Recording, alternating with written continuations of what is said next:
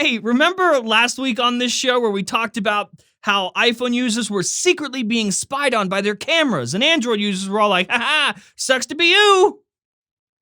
Well, Want daily tech news in a way that doesn't suck? of course you do. Hit that subscribe button and turn on notifications so you don't miss the next episode.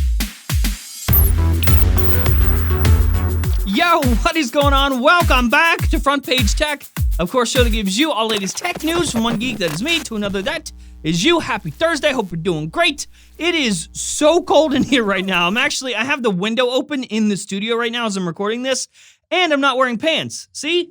No pants. Don't have them on. Okay, news. All right, so first up for the day, story numero uno. Just to recap, here's what happened last week. Last week, it was discovered that for iOS only, not Android, iOS only, there was a bug. Well, it totally wasn't a bug. It was definitely happening on purpose, but Facebook said it was a bug, where while you were scrolling your Facebook feed in the Facebook app, it also just got access to your camera, like actively recording while you were scrolling through the feed. And of course, I gave the opportunity for all the Android users to just point and laugh at all the iPhone users, but now, this week, can't do that. So, according to a report released by cybersecurity firm Checkmarx, haha, clever name, there was a huge, major Android security flaw that was giving attackers broad permissions to access a phone's camera without the consent from users. The flaw itself was named, Brian, can you put this on the screen? Thank you. Here you go. The flaw's name is CVE-2019-2234. Did you write that down, kids? Oh, good. You got it? Perfect. It allowed and gave app developers crazy access to your device's camera, turning that little thing into a spy device. Now, you might be asking, how did Checkmarx figure all this out? Well, they actually created their own app. They made a fake weather app and found all of these vulnerabilities through that app. Normally, when your camera is working on your phone, you can hear like the fake little camera shutter that it makes. Well, the attackers or whoever was using this flaw to spy on you, they could silence that camera shutter to hide the fact that it was actually recording you through video or photos without your consent. You had no idea. And it's not like this can only happen if you have those malicious apps open. This could happen if the app was closed too, like even if the screen was turned off. As long as this app was running in the background, any of these apps that exploited this flaw, if they're running in the background, they could record you. Plain and simple. That same flaw also gave access to the media stored on your phone, as well as GPS data for like where your photos and videos were taken. Even worse, again, this is that same flaw also allowed those apps or the developers to listen in on both sides of a phone call, a conversation, record that audio. Oh, but wait!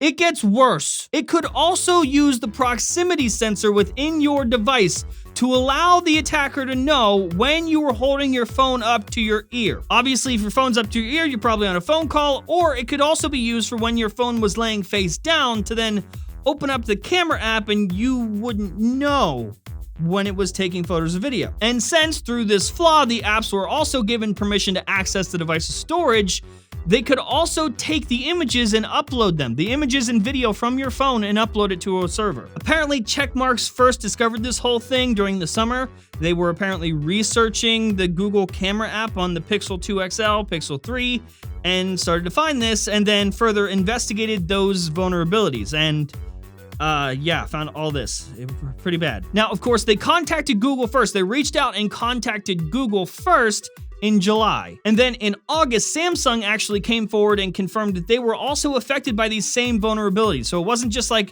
specifically the Pixel devices. In a statement, Google said, "We appreciate Checkmarx bringing this to our attention and working with Google and Android partners to coordinate disclosure. The issue was addressed on impacted Google devices via a Play Store update and the Google camera application in July 2019. A patch has also been made available to all partners."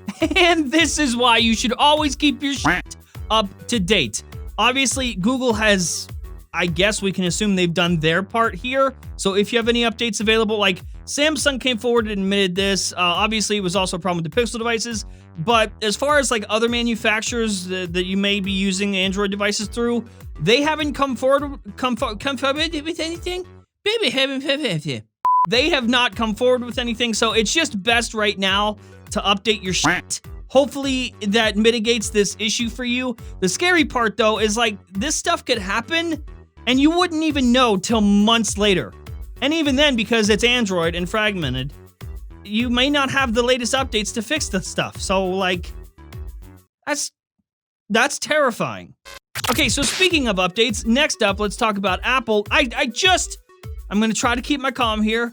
You may have seen this, maybe not. Apple has pretty much been releasing updates almost every week for iOS. As of yesterday, brand new beta for iOS 13.3 and iPadOS 13.3. Those betas, they are out. Obviously, Apple is always and continuously trying to smooth out bugs and fix shit within the OS, and it's just, it's a mess. Like, I'm serious, iOS is a frustrating mess, and with every new update, there's always new issues. Like, there has been one issue. I want to keep in mind here, this is a nearly $1 trillion company, okay?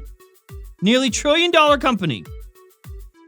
There are just simple bugs that just stick around, that just never get fucking fixed. Stuff that should just work. There's no reason for it not to work, but because it's Apple, because it's iOS, nah. No matter how many updates, shit just doesn't work. Like, I live with a bug right now. I've lived with this for months now, just months, where like I'll take a screenshot, right? I'll crop it, maybe I'll like draw on the screenshot or something, whatever. And then I go to send the screenshot. And I send it, and I look, and it just, none of my changes were made. It wasn't cropped, none of the drawings I made, none of my circles I put there, nothing. It just sent the whole fucking screenshot. And I don't find out until after I sent it. It just doesn't save anything. Like, no one should just have to accept that a feature like this just doesn't work for your phone.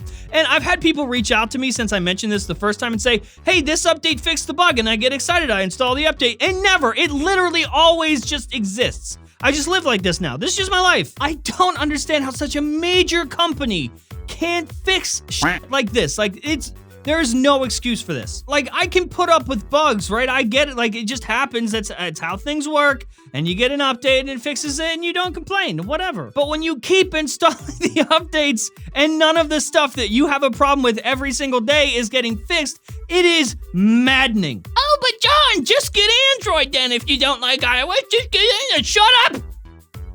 Shut up! I had Android for years. I just got an iPhone, like, I just went back to iPhone maybe like a year and a half ago. Maybe? Actually, probably not even that.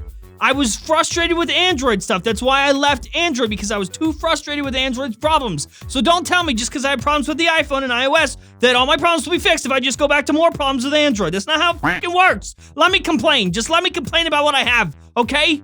All right? God. We live in the future, with little pucks talking to space satellites and we're fully connected to the internet, have access to any information we want. I can still complain, okay? Like, why doesn't it crop the thing? Why doesn't my magical device crop the screenshot that I just sent? Did. What? And last up, something maybe you don't know about me, I schedule a lot of my tweets. Like, a lot of the time when you see a tweet from me on my Twitter, by the way, follow me on Twitter. Go do that.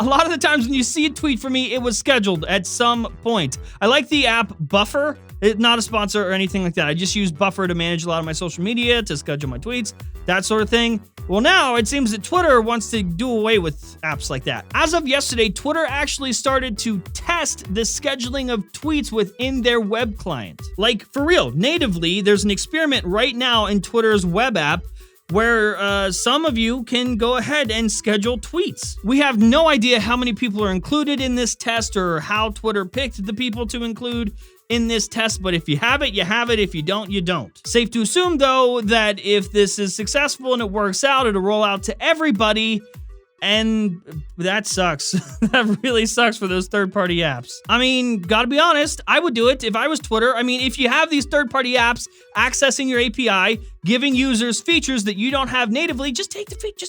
Take them. Take the features. That's what I would do. And that is the show. Hopefully you liked it, you learned something. If you did, hit that like button. If you hate my stupid face, that's fine. That dislike button works too. If you're new here, subscribe, and I will see you guys tomorrow.